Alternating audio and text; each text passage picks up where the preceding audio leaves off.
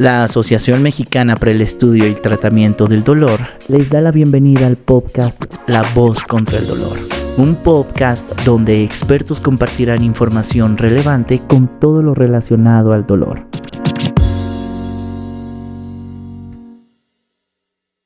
Hola, ¿qué tal? Soy la doctora Vanessa Orozco Delgado, algóloga paliativista. Bienvenidos al podcast sobre cómo dar malas noticias. Dar malas noticias es uno de los desafíos más difíciles que enfrentamos los profesionales de la salud. Es una situación estresante tanto para el médico como para el paciente y puede tener un gran impacto en la relación médico-paciente. En este podcast hablaremos sobre algunos consejos y estrategias que los médicos podemos utilizar para dar malas noticias de manera efectiva y compasiva. Pero, ¿qué son las malas noticias? El abanico de posibles malas noticias es realmente amplio en el ejercicio de las profesiones sanitarias. Las malas noticias pueden asociarse a diagnósticos menos severos, por ejemplo, de enfermedades crónicas como la diabetes, con incapacidades o pérdidas funcionales, con un tratamiento que es cruento, doloroso o exigente, o incluso con información que aparentemente para el médico es banal o neutra. Los pacientes pueden responder a las malas noticias influenciados en gran medida por el contexto psicosocial en el que viven. No es de extrañar que las malas noticias sean recibidas de diferente manera por cada persona. Las reacciones a la mala noticia dependen también de la edad, las obligaciones personales y familiares, la experiencia previa de enfermedad, los valores y las creencias de los pacientes. Podríamos concluir que una mala noticia es un conflicto entre las expectativas que tenía el paciente antes de recibirla y las expectativas que ésta le proporciona. Normalmente se suele asociar una mala noticia a enfermedades como el cáncer o una enfermedad terminal. Algunas definiciones parecen apuntar directamente en esta dirección. Una mala noticia es cualquier información que ensombrece drásticamente las perspectivas de futuro de la persona a la que se informa. En las últimas décadas se han reemplazado los modelos por aquellos donde priman más la autonomía del paciente y su derecho a la información. En la actualidad, se piensa que la información clara y honesta sobre el diagnóstico, pronóstico y las opciones de tratamiento dan la oportunidad al paciente de tomar las decisiones sobre su asistencia más acorde a sus valores y objetivos personales. Además de tomar sus propias decisiones respecto al proceso, podrá, si lo desea o lo necesita, solucionar otros asuntos de índole laboral, familiar, etc.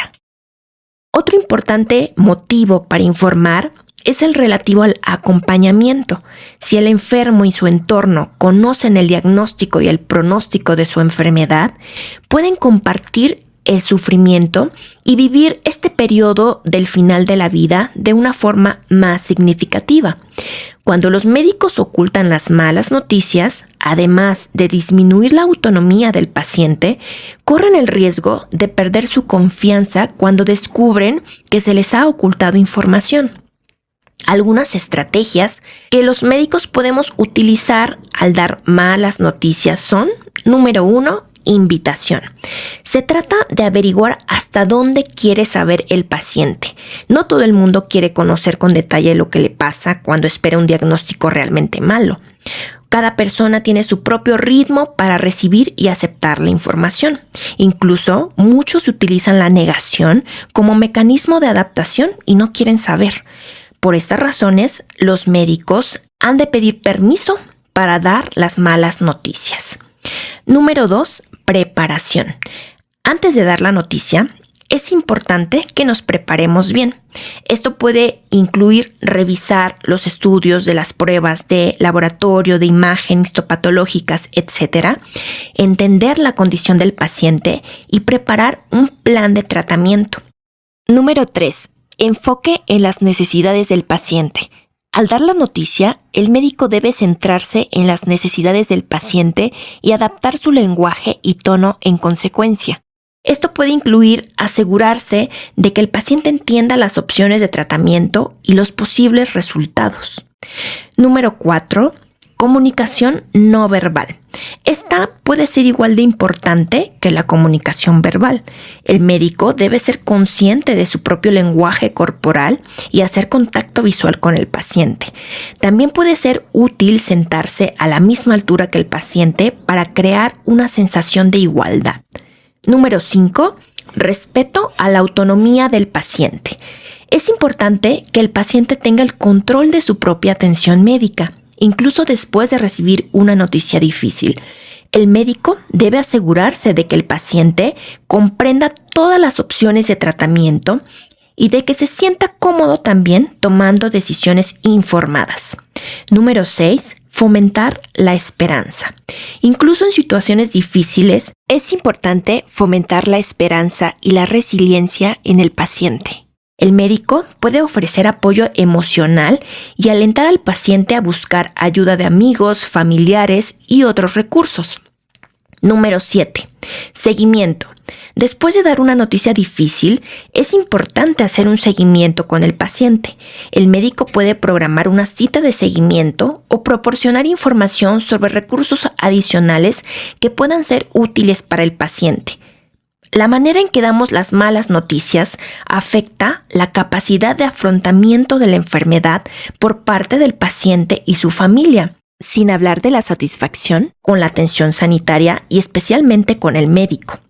En resumen, dar malas noticias puede ser un proceso difícil pero importante. Los profesionales de la salud debemos establecer una relación de confianza con los pacientes y sus familias, utilizar un lenguaje claro y sencillo, comprender sus necesidades y valores únicos y ofrecer apoyo emocional y psicológico.